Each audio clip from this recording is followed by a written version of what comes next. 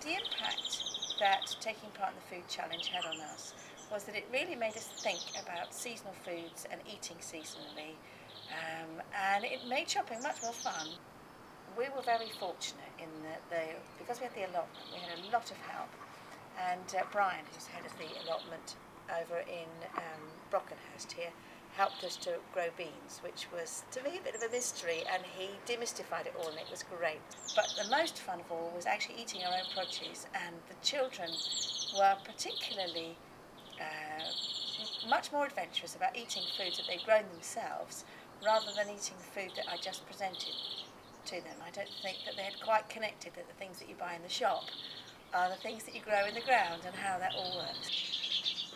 Here in our garden we grew lettuces, we grew radishes, which was fun, and the thing that surprised me the most was the beetroot. We grew quite a bit of beetroot, and I didn't think the children would try the beetroot, but they did because we'd grown it, and interestingly enough we grew it in whatever we had.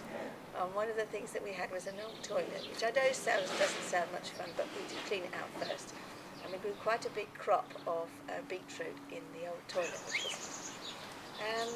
And cucumbers, tomatoes, and we've just got our last crop of leeks coming through. And then we were very lucky to be part of the project that involves growing trees, and we've just planted an apple tree, 2 apple trees, and so we're hoping for apples this summer, which will be lovely. In terms of buying local produce, we have such a wonderful asset with Setley Ridge just around the corner. It's now being run by Monge 2 Catering, and it's just wonderful. You can buy so much local produce there, and we're also extremely lucky that we have a lovely greengrocer in our village, and so he's really switched on as well, Nick, to buying local produce. And other things we've bought that have been local, well, because we were within the allotment, we actually found that we were able to swap. So that was quite fun. So we didn't have to buy, but we would swap things. So when there was a glut of something that we weren't growing, we would get some of that. And when we had too much of something we were growing, we were able to swap it with somebody else. So that worked really well too.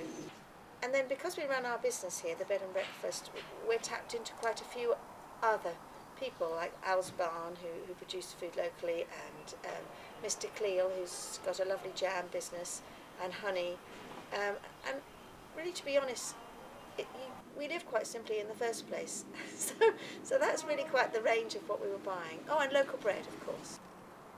Well, this year we decided we wouldn't go up to the allotment. It was quite an additional thing on our family to go all the way up to the allotment and back again, and that was great.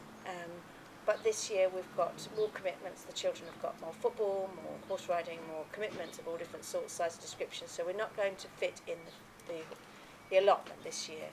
But I've learned an enormous amount from doing this. So what I'm going to do next year is make some space. We're doing some building through the winter. We're going to make some space on the ground here so that we can actually reproduce what we were doing on the allotment, but here in our own garden. So I can just nip in and out rather than it being a huge expedition up to the allotment. When you eat food that you've grown yourself, there's the excitement of eating food that you've grown yourself after having nurtured it and loved it and grown it and put passion into it and cared for it. But the taste is a lot better, and that really did surprise me. Perhaps it's the emotional investment, but certainly from my children's point of view, it really encouraged them to eat in a much better way and enjoy their food a lot more, particularly when they had to wash the dirt off and then peel it, and they knew exactly where it had been every step of the way, and that was a really lovely thing. I've also learned that I don't know very much, and that learning about growing things is a journey that is probably a lifetime's journey. I think the people in the New Forest can take this green initiative as far as they choose to, and I don't see why we couldn't be self-sufficient. It'll just be a question of time, I think. There's lots of land in the forest, and I feel certain if there was enough will, we could perhaps get some form of community growing together that was perhaps a bit more than the allotments, because the idea of the allotments where everybody helps each other learn about growing is fantastic. But it's quite limited, and the allotments now, because there's so much pressure on them, the allotment spaces in Brockenhurst certainly are getting smaller and smaller and smaller. So something that was perhaps organised on a community basis, led by somebody perhaps for whom it was their job, with lots of volunteers, might be a way forward.